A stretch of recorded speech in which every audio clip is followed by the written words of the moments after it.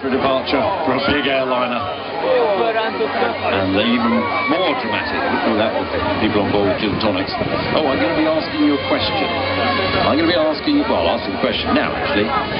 If you filled the passenger deck, Emirates, Qantas, Air France, and Lufthansa.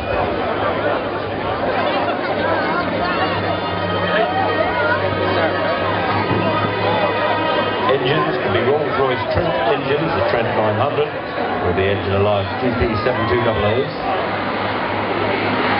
It's got a range of over 15,000 kilometres. It can cruise at Mach 0.85, 85% of the speed of sound, and it can fly very slowly. Look at this huge airliner drifting across the top of the commentary box. Very, very slow speed. It's an awesome sight. And I don't like the word awesome, but it's true in this case. Look at that. Guess they've also heard it. During takeoff, that wing will flex upwards by over 4 metres.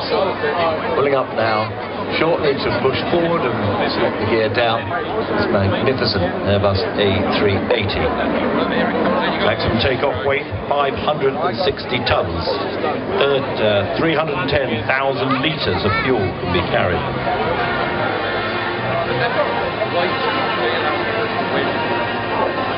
Fuel consumption of a 380 in a 525 feet layout is less than 3 litres per passenger per 100 kilometres. That's in the typical 3-class config. Oh, and how much? Depends on the rate of exchange, I suppose. But currently $346.3 million US. That's for Farnborough. Sort out the RE used to be here.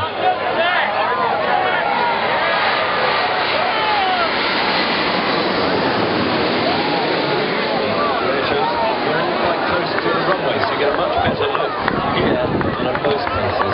Certainly at international airports you wouldn't see a 380 that close to you airborne. That is an incredible sight, is it not?